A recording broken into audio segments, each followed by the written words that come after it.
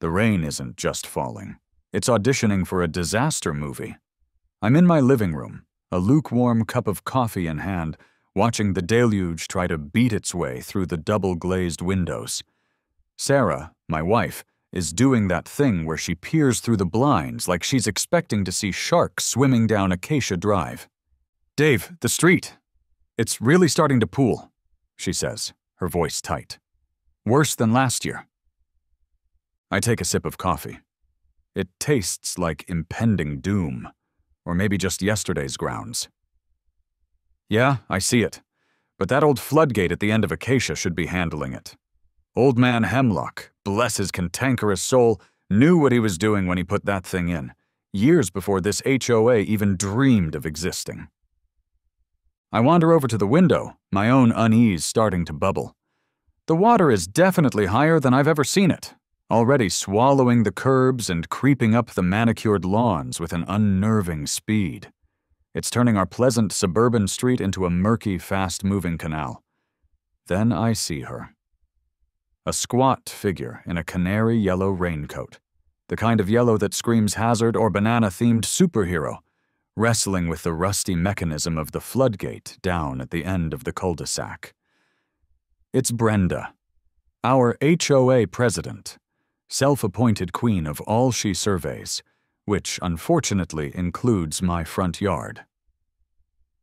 "No," I whisper, the coffee cup halfway to my lips. "She wouldn't.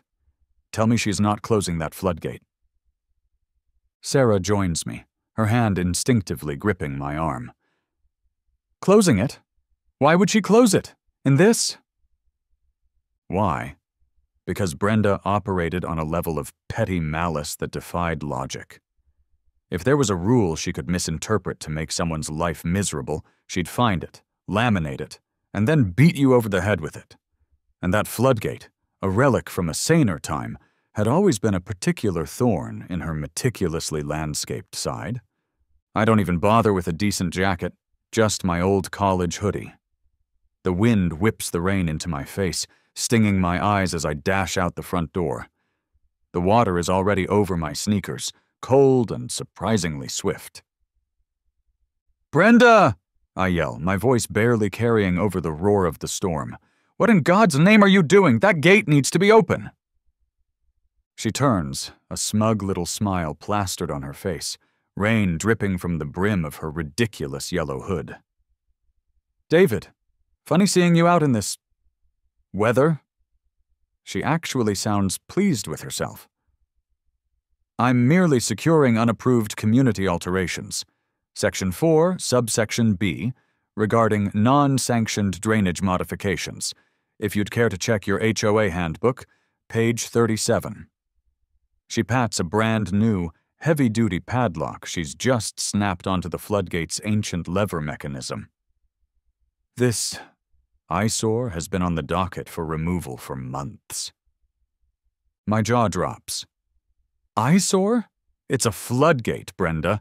It's literally the only thing preventing our houses from becoming houseboats right now. Look at the water. It's swirling around our ankles, already carrying leaves and debris past us. Brenda, however, remains unmoved, a small, water-resistant monument to bureaucratic insanity. The bylaws are very specific, David. Perhaps if residents maintained their drainage swales properly, as per Guideline 12C, Appendix A, this wouldn't be such an issue. Consider this a proactive measure to encourage compliance. She actually winks, a slow, deliberate blink of her rain-lashed eye. Proactive? Right. Like a proactive appendectomy with a rusty spoon, my blood pressure was doing the Macarena. This woman wasn't just power-tripping. She was on a full-blown Napoleonic campaign against common sense, and my basement was about to become her Waterloo. I splash back inside, soaked and fuming. Sarah's already rolling up the expensive rug in the hallway. She locked it? With a padlock? Is she completely insane? Clinically, I'm starting to think so, I say, water dripping from my hair onto the already damp doormat. I tried the manual crank before I came back in. It won't budge with that monster lock she put on. And that gate, it's heavy as sin even when it's working. My first call is to Public Works. I get a weary-sounding guy named Bill, who sounds like he's said the same thing 100 times today. Sir, Acacia Drive is a private road, HOA jurisdiction. We can't intervene unless it directly threatens city infrastructure downstream or causes an undeniable public safety emergency. Bill, I plead. My prize-winning azaleas are about to become a public safety emergency. They're drowning. My entire street is about to drown. I understand your frustration, sir, Bill drones, but our hands are tied. Have you tried reasoning with your HOA? I almost laugh. Reasoning with Brenda? You'd have better luck reasoning with a hungry badger? I try a few neighbors. Old Mr. Grumbles down the street, who's had more run-ins with Brenda than a stuntman has with broken bones, actually cackles. Saw her out there this morning, son, giggling with that padlock. Said it was to stop the riff-raff from the next county using our creek access for their nefarious picnicking. The woman's a menace, a genuine 24-karat menace. Just as I hang up, red and blue lights flash through the rain-streaked windows. Brenda, true to form, has already called the cops on me. Probably for aggressive posturing or excessive eyebrow furrowing. Officers Miller, older, with a face that's seen too many domestic disputes, and Peterson, younger, looking like he just graduated from the academy yesterday and is already regretting his career choice, arrive. Their patrol SUV sends up a bow wave as it navigates our increasingly aquatic street. Brenda, dripping but triumphant, meets them at the curb, or what used to be the curb. Officers, thank heavens! This man, David Fletcher, was threatening me and attempting to vandalize HOA property. She points a dramatic, accusing finger at my front door. I step out onto the porch. Vandalize? I was trying to stop our homes from flooding because she locked the only floodgate on the street during a flash flood watch. I gesture wildly at the rising water, which is now lapping at the edge of my driveway. Officer Miller lets out a sigh that seems to carry the weight of the entire storm. Rain runs in rivulets off his hat. Folks, let's just try to calm down. Ma'am, did you lock that gate? I secured HOA assets, officer, Brenda says, drawing herself up to her full, unimpressive height. As is my fiduciary duty to the homeowners of this esteemed community. Officer Peterson, whose trousers just got a fresh soaking from a passing piece of driftwood that was probably someone's prize-winning gnome 5 minutes ago, says nervously, "There's, a lot of water, ma'am. A real lot." "Look, Mr. Fletcher," Officer Miller says, his gaze flicking from the clearly rising water to the stubbornly locked floodgate, then back to me. "I get your concern. I really do. But if it's HOA property and she's the president, technically this is a civil matter. We can't order her to open it unless it becomes an immediate, life-threatening hazard or blocks public thoroughfares." "My living room is about to become a public thoroughfare for catfish and wayward garden gnomes," I exclaim, my voice rising in desperation. "Isn't that a hazard?" Brenda actually smirks. It's a small, tight, infuriating little twist of her lips. The officers, looking profoundly unhappy, but legally constrained, give me a warning about not damaging HOA property, and then, with apologies and backward glances at the encroaching water, they leave. Civil matter. My foot. My civil right to not have my living room become a swamp was being actively, joyfully violated. Miller was trying to be reasonable, by the book. But reasonable wasn't going to save my widescreen TV, was it? The water was now officially over the curb and making a determined break for my prize-winning azaleas. Brenda was going to drown us all in a sea of bylaws and smugness, and the law, apparently, was on her side. The scene in the garage is one of controlled panic. Sarah and I are frantically moving boxes of old tax returns, sentimental Christmas decorations, and things we probably should have thrown out years ago to the higher shelves. Water, cold and silty, is seeping under the garage door, forming an ominous, spreading puddle. My kid's inflatable pool raft, a faded blue dolphin, bobs mockingly in the miniature lagoon developing near the lawnmower. "This is a disaster, Dave. An absolute disaster." Sarah's voice is strained. "What are we going to do? Can we try to break that lock? Maybe a sledgehammer?" I shake my head, wiping rain and sweat from my forehead. "It's a serious bit of hardware she's put on there. Industrial grade. I'd need a cutting torch. And by the time I got one and figured out how to use it without setting the whole street on fire, we'd be snorkeling in the family room." My eyes drift around the cluttered garage, searching for something. Inspiration. A miracle. They land on a faded Polaroid tacked to the dusty workbench.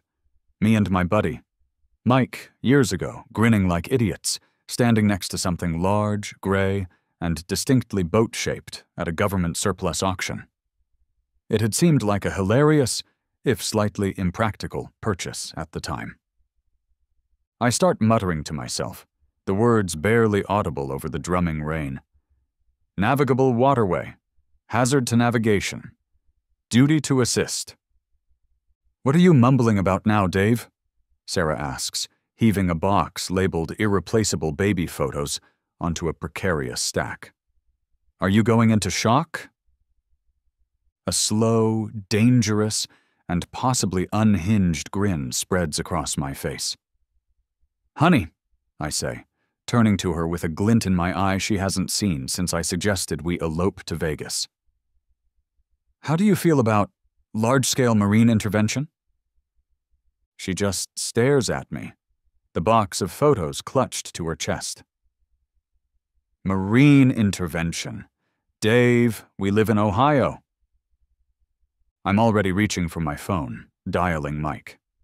He's a character, my oldest friend, owns a rambling, slightly dilapidated farm out past the county line, collects projects the way other people collect stamps. His projects just tend to be bigger and louder and occasionally explosive. "Mikey!" I shout into the phone over the storm's soundtrack. "You still got that, Harbor Patrol conversation starter we picked up from the GSA auction a few years back? The big gray one?" I can hear chickens clucking furiously on his end. "The old Defender," Mike's voice crackles through. "Yeah, took the main engine out for that swamp buggy project I was working on, remember? But yeah, the hull's still out in the barn. Bit of a fixer-upper, if I'm honest. Why? You thinking of invading a small, particularly damp island nation? Because if so, I want in. I've got vacation days." "Close," I say, the grin widening. "I'm thinking of liberating a very, very flooded suburban street from an HOA tyrant. How fast can you get it here on a trailer? And more importantly, Mikey, my friend, does that beautiful decommissioned beast still float?" There's a pause on the line, just long enough for a particularly loud clap of thunder to rattle the garage door. Then, a bark of surprised laughter from Mike. "An HOA Karen, a flash flood, and you want the Coast Guard boat. Dave, this isn't just a story. This is the kind of legend they write folk songs about. It'll float all right. Or at least it should. Give me an hour, maybe 90 minutes, to wrangle it onto the flatbed. This I gotta see with my own 2 eyes." Mike's definition of epic usually involved minor explosions or questionable livestock breeding experiments. But this time he wasn't wrong. The seed of a truly terrible, utterly brilliant, and probably highly illegal idea was sprouting, and it was beautiful. The next hour is an agonizing eternity wrapped in a downpour. The water is now halfway up our driveway, a churning brown river where just this morning kids were riding their bikes.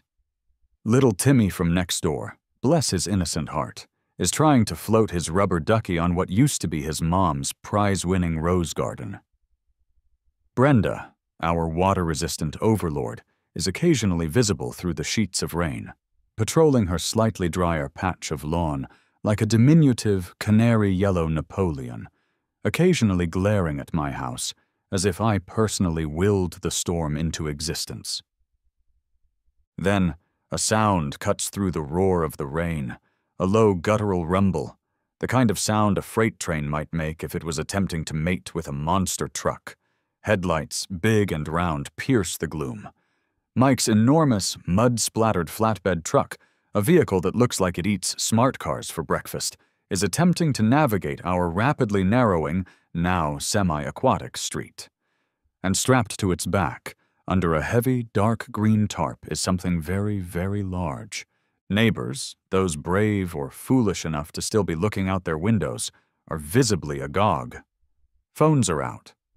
Jaws, I can only imagine, are dropping onto waterlogged carpets across Acacia Drive.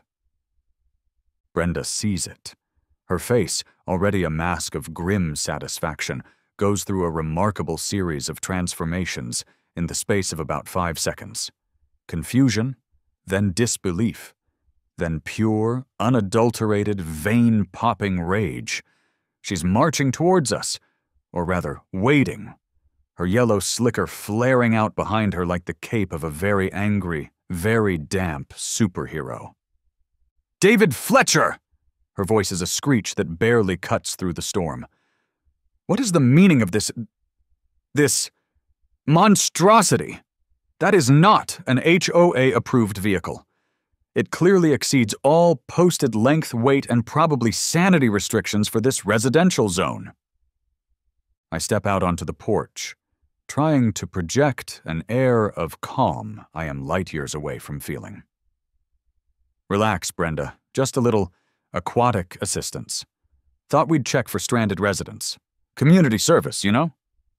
Just as Mike, with a skill that belies the sheer absurdity of the situation, is expertly maneuvering the trailer towards my driveway, which is looking more like a dilapidated boat launch by the minute. The red and blue lights flash again. Officers Miller and Peterson are back, their patrol car parting the waters like a very reluctant Moses. Someone, Brenda, obviously, who else, has called them again. Officer Miller gets out, water immediately soaking his uniform trousers up to the knees. He pinches the bridge of his nose, a gesture of profound weariness, looking from the massive, tarp-covered shape on Mike's flatbed to the rising water, then to Brenda, who is practically vibrating with indignation. "Mr. Fletcher," Officer Miller begins, his voice heavy with impending paperwork. "I feel like I should ask if you've been drinking, but somehow I suspect this situation is well beyond the influence of mere alcohol. What, and I cannot stress this enough, what is going on now?" "Just preparing for an alternative mode of transportation, officer," I say, gesturing vaguely at the street river. "Given the current, shall we say, liquidity of the local infrastructure, seems prudent." Officer Peterson, bless his young, excitable heart, already has his phone out, his eyes wide as dinner plates. He's whispering, but I can still hear him. Is that a real Coast Guard boat under there?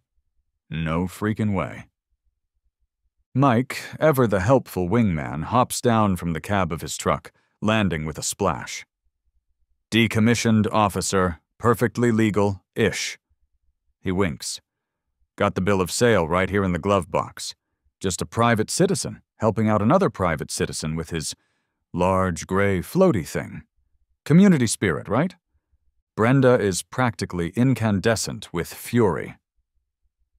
"He's going to destroy the street, the curbs, my prize-winning petunias, which are currently underwater because of him and his blatant disregard for HOA covenants, Section 17, subsection D, regarding appropriate vehicle tonnage." "Her petunias?" Lady, my entire downstairs was contemplating a future as a coral reef, and she was worried about petunias and tonnage? The disconnect was staggering, but the boat was here, and the water was still rising. The scene is set, driving rain, two increasingly bewildered cops, one incandescently furious HOA president, one very large boat on a trailer, and a street that's looking more like a tributary of the Amazon with every passing minute. It's a regular Tuesday afternoon in suburbia, really. Officer Miller fixes me with a stare that could curdle milk. Mr. Fletcher, launching that vessel in a residential street during a flood is likely to violate a dozen city ordinances, not to mention common sense, and possibly the laws of physics. Officer, with all due respect, I counter, trying to keep my voice even. This woman's actions in closing that floodgate are violating my right to not have my house condemned. She created this problem, this very wet problem. I'm just creatively solving it. Brenda, I turn to her, my voice dropping to a tone of calm, deliberate seriousness that I hope sounds more confident than I feel. You have exactly 4 minutes to get that floodgate unlocked and fully open. Brenda actually scoffs, a sound like air escaping a punctured inflatable ego. Or what, David? You'll splash me with your ridiculous oversized toy? Or, I continue, letting the implication hang heavy in the rain-soaked air, I will be forced to deploy this vessel to conduct an emergency assessment of the compromised drainage infrastructure and render aid to potentially endangered properties. It's amazing what you can find in old maritime law about the duty to assist in conditions of peril on navigable waters, Brenda. And this street, I gesture dramatically, is looking pretty navigable to me right about now. I give Mike a subtle nod. With a flourish that would do a stage magician proud, Mike yanks the cord on the heavy tarp. It slides off the boat with a wet schloop, revealing the sleek, gray, unmistakably military lines of the Defender-class boat. It's seen better days, true. Some of the paint is peeling, and there's a suspicious patch of what might be seagull poop on the bow. But stenciled on the side, faded but still legible beneath a hasty layer of what looks like house paint Mike probably hadn't quite finished stripping, are the words, U.S. Coast Guard. There's a collective gasp from the few neighbors brave enough to be watching. Officer Peterson audibly whispers, "No, way." His phone is definitely recording. Brenda's face pales. For the first time, a flicker of something other than righteous fury crosses her features. It might be fear, or it might just be the reflection of the flashing police lights in her rain-spattered glasses. "Clock's ticking, Brenda," I say, tapping my watch with an exaggerated show of impatience. 4 minutes. Sarah, from the relative safety of our porch, her voice a mixture of horror and something that sounds suspiciously like awe, calls out, "Dave, are you absolutely sure about this?" Was I sure? Not entirely. Did I know how to actually operate a 30-foot decommissioned Coast Guard Defender-class boat with any degree of competence? Vaguely, at best. I'd read the manual, once. Did I care at this precise moment with floodwater lapping at my ankles and Brenda's smug face daring me to blink? Not even a little. That 4-minute deadline pulled it straight out of my waterlogged hat. But it sounded good. It sounded very, very good. Brenda is sputtering, words failing her for possibly the first time in her HOA dictating life. This is outrageous. I'm calling the mayor. I'm calling the governor. I'm calling the actual Coast Guard on you. They'll arrest you for impersonating a boat person."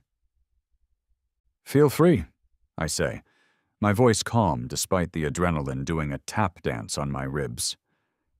"They might be interested in your innovative flood management techniques. 3 minutes, 30 seconds, Brenda." I check my watch again, letting the movement hang in the air. Every second feels like an hour. Just then, a new vehicle arrives on the scene, its progress slow and wave-making. A large white van with "Acme Emergency Flood Services, we get you dry," emblazoned on the side, pulls up as far as it can. 2 guys in bright orange waders, Chad and Brad, hop out. They look like they've seen it all. their faces etched with the kind of weary cynicism only emergency service workers can truly master. Then they spot the Coast Guard boat, and their professional detachment cracks just a little. Brenda, seeing potential reinforcements, accosts them immediately, her voice regaining its shrill edge. "Finally, professionals! Officers, these men are trying to destroy HOA property. I am the president, and I demand you stop them from tampering with that gate." Chad, the taller of the two, just blinks at her, then looks at the water level, which is now high enough to make small children consider building rafts. He then eyes the very new, very shiny, very heavy-duty padlock on the ancient floodgate. "Ma'am, we got a call about a stuck floodgate? Said someone locked it shut?" "Yes, I secured it," Brenda proclaims proudly. Brad, his partner, looks at Brenda like she's just confessed to liking pineapple on pizza. "Lady, that gate needs to be open, like half an hour ago. You locked this thing during this downpour?" He shakes his head, a small, sad gesture of utter disbelief. Chad spots me and Mike by the boat, then does a double take at our unconventional maritime solution. "Whoa. Is that... Are you actually planning on launching that thing in the street? Dude, that's awesome. Impractical, probably illegal, but awesome." He gives me a conspiratorial wink. "But, look, ma'am," he says, turning back to Brenda. "We can probably get that gate open with a heavy-duty bolt cutter or a grinder if you give us the okay." "Save this, fella." He jerks a thumb at me. "The trouble of... well, whatever the hell he's planning." This is it. Brenda's chance. A lifeline of professional intervention. All she has to do is say yes. "2 minutes, Brenda," I call out, my voice even. "These nice gentlemen from Acme could solve this whole mess, or I can. Your choice." Brenda draws herself up, her yellow slicker crinkling defiantly. "No one is touching that gate without a written work order, countersigned by the treasurer, and approved by a majority vote of the full HOA board at the next scheduled quarterly meeting." Chad stares at her, then slowly turns to Brad, rolling his eyes so hard I'm surprised they don't get stuck. "Right. Because catastrophic water damage always waits patiently for Robert's rules of order to be meticulously followed. Lady, you're on your own." He gestures to his partner. "Let's go, Brad. This ain't a flood zone, it's a crazy zone. Call us when you're serious about not wanting this whole block to wash away into the next county." They start to back away, their orange waders splashing with every step of their retreat. Even the professionals knew. You can't fix stupid, especially when stupid holds an HOA gavel and a laminated copy of the bylaws. Brenda had been offered an out, a perfectly reasonable, non-boat-related solution, and she'd spat in its eye. The die, as they say, was cast, or in this case, the boat was about to be. "1 minute, Brenda," I yell, my voice now carrying a theatrical urgency. Mike, bless his chaotic heart, is atop the flatbed, making elaborate prepare for launch hand signals like he's signaling a fighter jet off the deck of an aircraft carrier. He even makes whooshing noises. Officer Miller is on his radio, his voice tight and increasingly incredulous. "Yes, Sergeant, I said a Coast Guard boat. No, I don't know where he got it from. He says it's decommissioned." Yes, the street is substantially aqueous at this time. Potential for unconventional maritime activity is high. He sounds like he's reading from a script for the weirdest police report ever. Brenda is screeching now. A truly impressive nails-on-a-chalkboard symphony of impotent rage. "You wouldn't dare, David Fletcher. This will be the biggest fine in HOA history. You'll be paying for this for the rest of your miserable, rule-breaking life." "Probably," I concede cheerfully. "But my basement will be dry, and my petunias might just make it. Mike, full tilt. Let's make a splash." with a tortured groan of stressed metal from the trailer winch that Mike is carefully, and gradually, not really, operating. The massive gray hull of the Defender boat begins its descent. It slides off the tilted flatbed with a surprisingly graceful and utterly enormous splash, landing in the murky waters of my driveway-turned-boat launch. The impact sends a respectable wave surging down the street, actually making Brenda stumble back with a yelp, her laminated bylaws flying from her grasp to be swallowed by the brown tide. It's floating. It's actually undeniably floating, in my driveway, and on Acacia Drive. Mike and I, with the agility of startled mountain goats, scramble aboard. He fumbles with a tangle of wires near a makeshift control panel he must have jury-rigged. Okay, auxiliary power, check, he mutters, flipping a switch that looks suspiciously like it came off a 1970s hairdryer. Bilge pump. Probably should check that later, right? Trolling motor. Engage. With a low, determined hum, the small electric motor Mike had ingeniously, and probably illegally, attached to the stern kicks in. The massive boat lurches, shudders, then begins to slowly, majestically, and with a degree of utter, earth-shattering absurdity that defies description, glide forward, off my driveway, onto the flooded street. The reactions are instantaneous and glorious. Officer Peterson is openly filming, a huge disbelieving grin plastered across his face. Officer Miller just stares, his expression one of a complete, shell-shocked resignation. He looks like he needs a very long vacation, possibly on a desert island with no boats, or HOAs. The few neighbors still watching from their windows and porches erupt in a mixture of cheers, incredulous laughter, and possibly horrified gasps. Sarah is on our porch, half covering her face with her hands, but I can see she's laughing so hard she's practically vibrating. Brenda.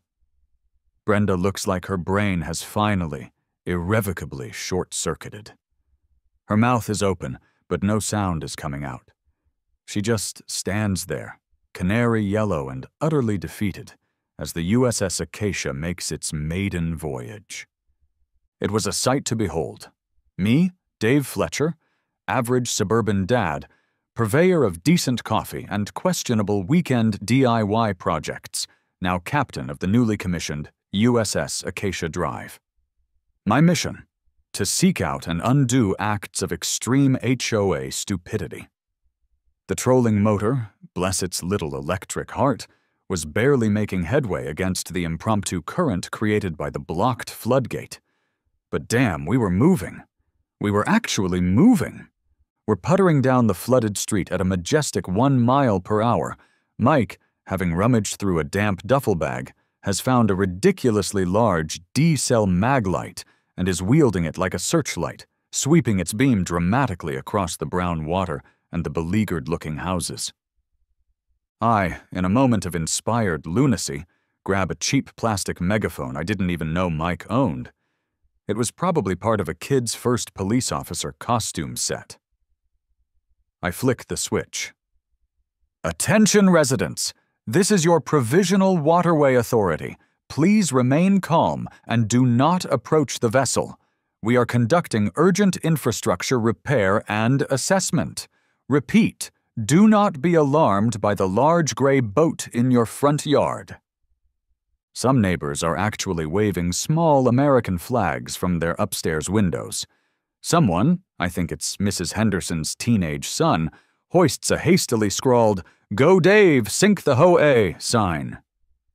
The absurdity is infectious. We finally arrive at the offending floodgate. The water is gushing around it now, eroding the earth banks, but the main channel is still catastrophically blocked by Brenda's decree and her shiny new padlock. I aim the megaphone towards Officer Miller, who is watching our slow, stately progress with an expression that's an unreadable blend of despair and reluctant admiration.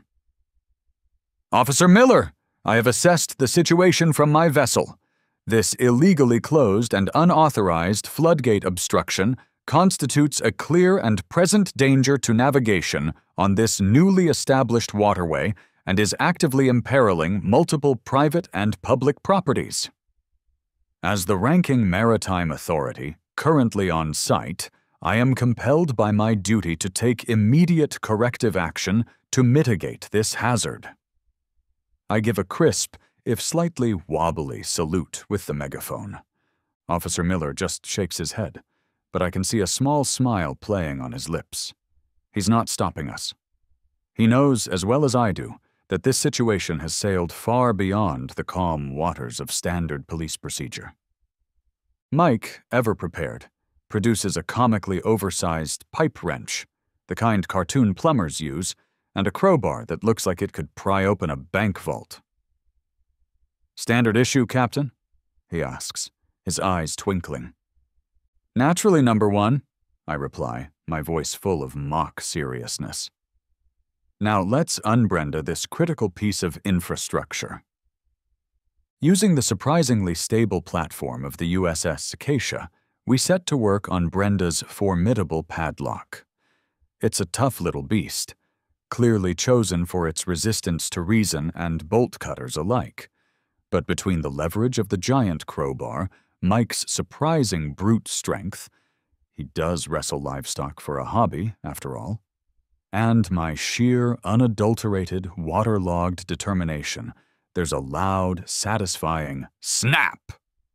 The padlock, defeated, plops into the murky water.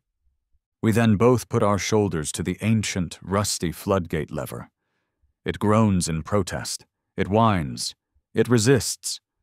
But with a final, concerted heave, accompanied by a sound like a giant exhaling in relief, the gate swings open. A torrent of brown water, a churning, debris-filled wave, explodes into the now unobstructed drainage creek. The effect is immediate and dramatic. There's a huge, sucking whoosh as the pent-up water from Acacia Drive surges towards freedom. The water level on the street visibly begins to drop, the current reversing as our impromptu river starts to drain. A massive cheer erupts from every house, a spontaneous, joyous roar that drowns out even the receding storm. And just like that, the waters began to recede. Moses had nothing on me and Mike. Well, okay, maybe the parting the Red Sea thing was a bit more visually dramatic, but for the beleaguered residents of Acacia Drive? This was our miracle. A noisy, slightly rusty, and highly unconventional miracle, but a miracle nonetheless.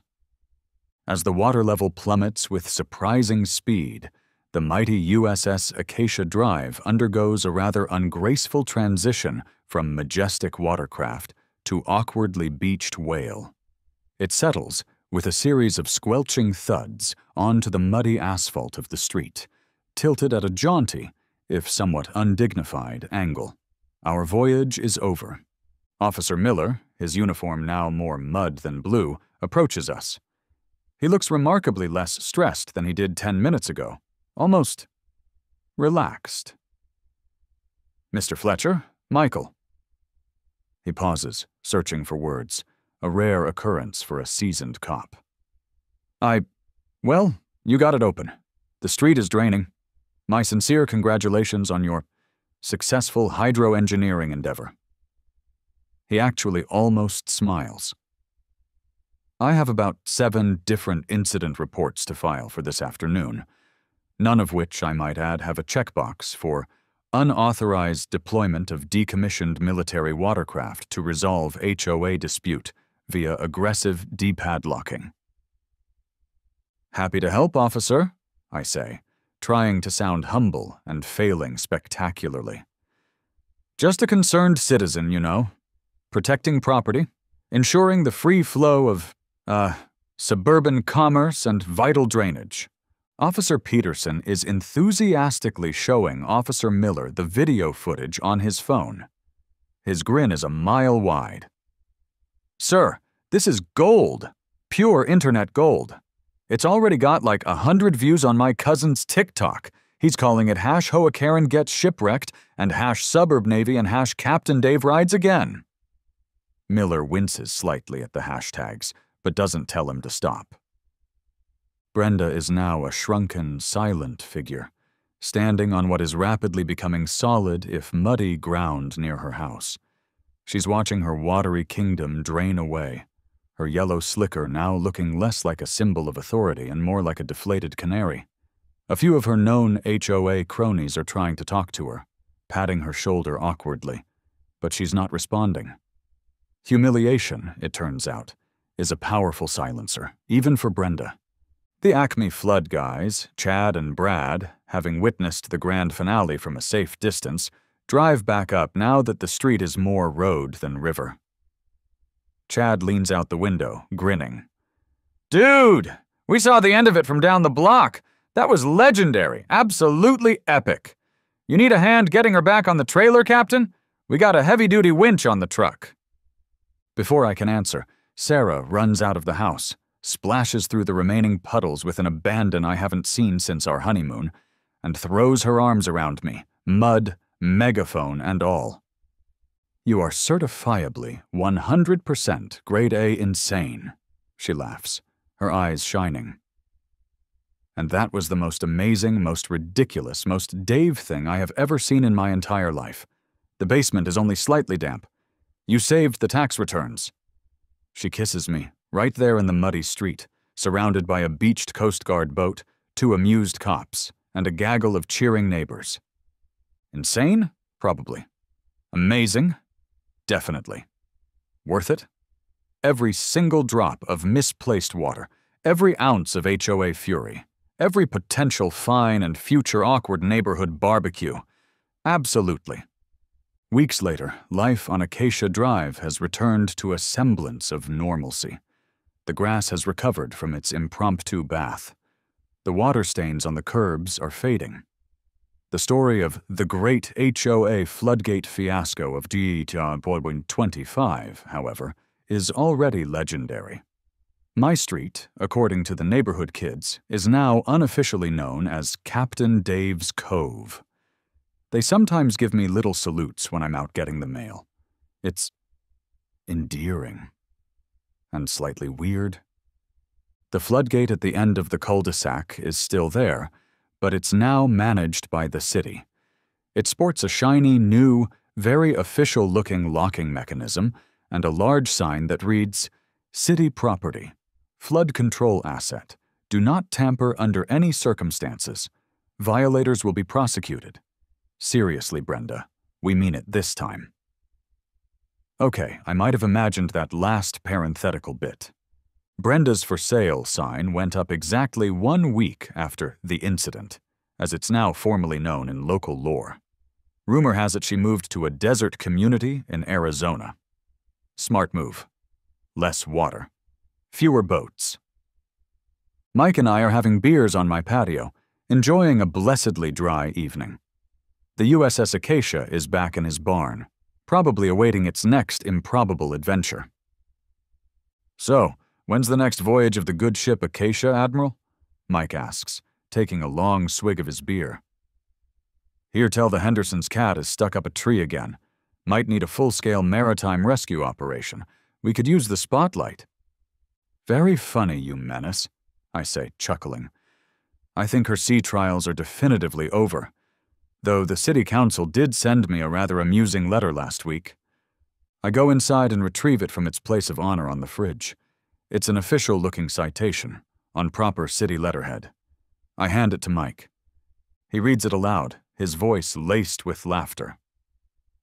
"For the unauthorized operation of a non-standard, oversized, and arguably military-grade vehicle in a temporarily established, unsanctioned municipal waterway, and for performing unlicensed, albeit effective, emergency floodgate maintenance utilizing unconventional tools and a large gray boat.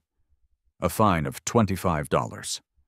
Payable within 30 days. Mike roars with laughter, slapping his knee. $25, that's it, for saving the whole damn street from becoming Atlantis. You got off cheap, Captain." "Yep, $25. Best money I ever spent. I framed the citation. It hangs in the garage now, right next to that old, faded Polaroid of me and Mike, and the boat that started it all.